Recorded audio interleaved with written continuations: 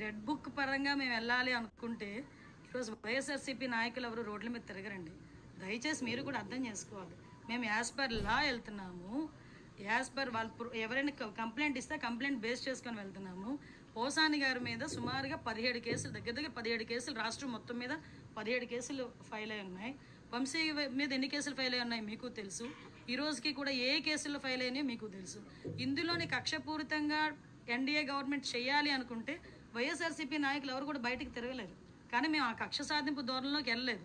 అలాగని తప్పు చేసిన వదిలిపెట్టే ప్రసక్తి లేదు. తప్పు చేసినోడికి శిక్ష పడాలి, లేకపోతే భయం ఎలా ఉంటుంది? ఉండాలి కదా, భయం ఉండాలి కదా. తప్పు చేసాడు అనుకున్నవాడు ఎవడైనా కూడా కొంచెం జాగ్రత్తగా ఉంటే బెటర్. కానీ శిక్ష నుంచి అయితే తప్పించుకోలేరు. అదేనండి మేము కూడా అంటే విషయం ఏంటంటే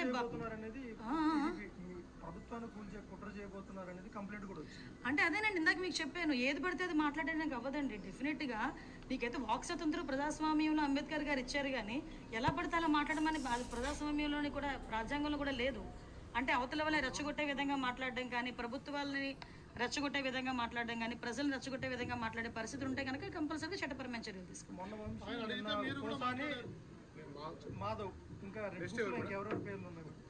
హోమ్ మినిస్టర్ గారు, నువ్వు కాదు ఇంకా కొన్ని 100 తరాలు వచ్చినా కూడా ఈ భారత రాజ్యాంగం నీ దయాదాక్షిణ్య వల్లనో, నీ లీడర్ చంద్రబాబు నాయుడు దయాదాక్షిణ్య వల్లనో, లేకుండా ఉంటే నీ లోకేష్ దయాదాక్షిణ్య మీద నడవడం లేదు. గుర్తుపెట్టుకో, we all are empowered by this constitution of India.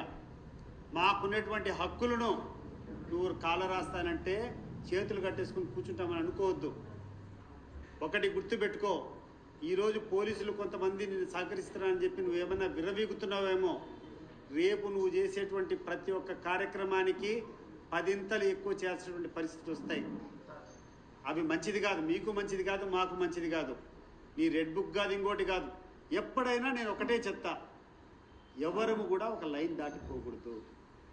భారత రాజ్యాంగం, భారత రాజకీయాలు ఒక సున్నితమైనటువంటి అంశం. ప్రతి ఒక్కరికి కొన్ని హక్కులు ఉంటాయి, కొన్ని రైట్స్ ఉంటాయి.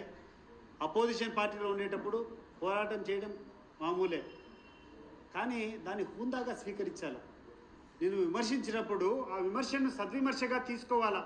అంతేగాని నేను అన్నాను నువ్వు లోపలేస్తావంటే మీ నాయన జాగిరా, ఇది ఏ హోమ్ మినిస్టర్ నాయన జాగిరా, లేకుండా అంటే లోకేష్ నాయన జాగిరా, లేకుంటే Chandrababu Naidu జాగిరా?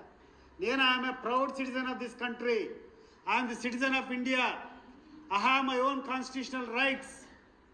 This constitution will protect me. ఈ రాజ్యాంగం ఉండేది, ఇక్కడటువంటి గవర్నమెంట్ అధికారులు ఉండేది, ఇక్కడటువంటి పోలీసులు ఉండేది సామాన్యమైనటువంటి పౌరులను రక్షించడానికి. అంతే తప్పితే అధికారంలో ఉండే వాళ్లకు, వాళ్ళ యొక్క అడుగుజాడలకు, వాళ్ళు చెప్పేటువంటి తప్పులు చేయడానికి కాదు అని చెప్పి నేను గుర్తు చేస్తున్నాను. ఎట్లా చేస్తావు నువ్వు? ఏం చేస్తావు? ఇప్పటికీ మీ యొక్క పేపర్లో 116 రాస్తూనే ఉంటారు. మరి ఏం యాక్షన్ తీసుకున్నారు? పెద్దిరెడ్డి రామచంద్రారెడ్డి మీద ఆర్టికల్స్ రాశారు ఈనాడులో. మరి ఏం చేసినారు? ఇప్పటికి ఏం చర్చలు జరిగినాయి? నువ్వు కూర్చొని మాట్లాడినావు, నీ అబద్ధాలు, నువ్వు తిరుపతి లడ్డు మీద మాట్లాడినావు. ఏమైంది తిరుపతి లడ్డు? ఏమైంది? నువ్వు కూర్చొని మాట్లాడినావు. బోట్లన్నీ అడ్డం పెట్టి విజయవాడలో ఆ యొక్క వరదలు రావడానికి కారణం జగన్మోహన్ రెడ్డి బోట్లు అడ్డం పెట్టాడని చెప్పి మాట్లాడినావు. ఏమైపోయింది?